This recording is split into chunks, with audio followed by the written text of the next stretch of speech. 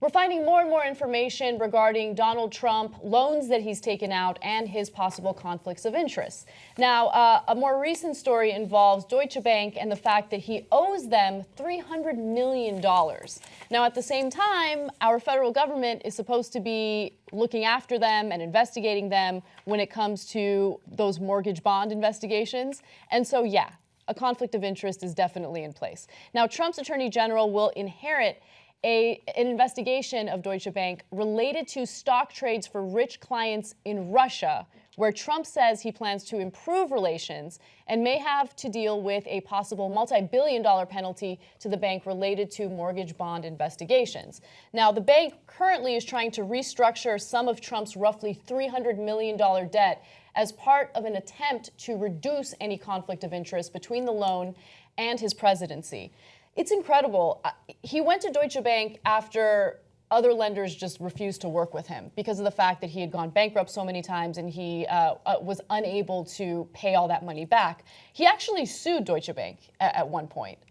So the Deutsche Bank's crazy, and let me explain why. No U.S. bank will lend Donald Trump money because not only have his companies gone bankrupt 6 different times, hence costing them, his creditors, a ton of money. But he delights in bragging about how he doesn't pay his creditors. He says, he writes books about, I'm so smart. I borrow the money and then I never pay them back. Right? So which banker in their right mind will lend him more money? So which then leads into the horrible conflict of interest that we have here.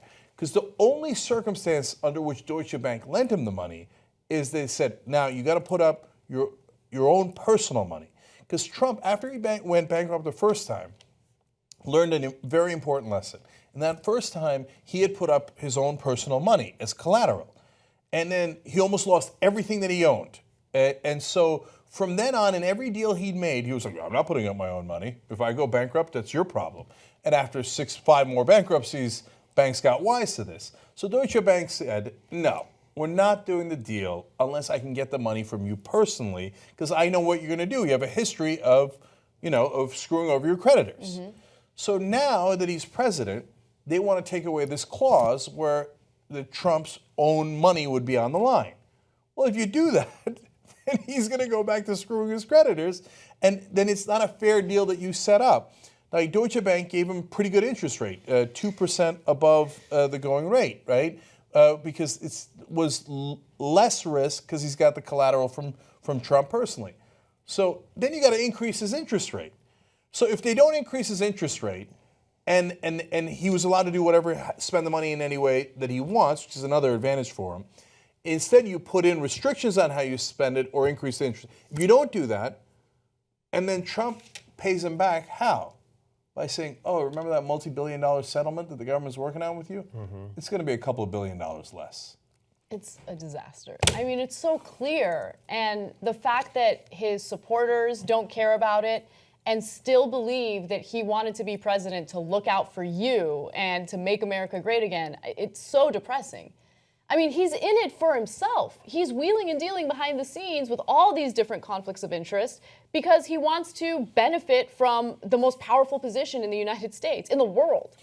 Look, I don't shed a tear for Deutsche Bank, not because they're a giant multinational bank and all the mess that they've caused along with all the other giant banks.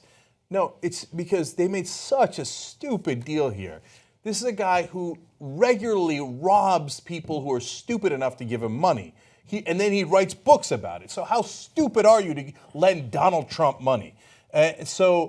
And on top of that, you know what happened in this particular deal? At some point, of course, he was in trouble because he's a moron and can't build a goddamn thing to save his life. Yeah, let me give you the details on that real quick. So he built that massive tower in Chicago, and it had multi-million-dollar condos in it. And as soon as it was done, the housing market crashed, right? And so, of course, he suffered. He was unable to pay back the loan payments. And so at that point, Deutsche Bank went after him. And you know what Donald Trump decided to do? He decided to sue them. But they continued doing business after that. Yes. So what kind of billionaire can't pay people back? Yeah, he needed to pay them back $40 million. If you don't have $40 million. You have $10 billion. He claims he has $10 billion. So, no, he sued Deutsche Bank, and in the settlement, Deutsche Bank's like, okay, then we'll continue to give you money. Okay, so I got no love for them They want to lose money to Donald Trump. You had it coming. It isn't about them. It's about what will Donald Trump trade to get better deals with Deutsche Bank on our dime, on the American taxpayers' dime. Even if he takes away $1 billion for the settlement they were going to pay American taxpayers, he just took $1 billion out of your pocket so he can get better deals with his bankers. Now, he hasn't done it yet, but that is why it is a conflict of interest. That's why you can't have a president who's like, yeah, I know where all my money is, and I know what all my investments are and where my properties are. And he literally said the president can't have a conflict of interest. Yeah. So he believes that, which is, of course, not true. It's unconstitutional, especially to deal with and gain things from foreign governments. And Deutsche Bank, by the way, is not an American bank. It's a German bank. I don't know what degree they're connected to the German government. And for him to play around to make money for his own interest at our expense is unconscionable. And that's the situation we find ourselves in. Exactly. This is the end of this video, but it's not the end of the Young Turks. You know, there's a whole 2-hour show, plus all of our other network shows, Old School, What the Flick, Pop Trigger, Postgame, TYT Classics, Aggressive Progressives, all of that at membership, tytnetwork.com/join. Do it today.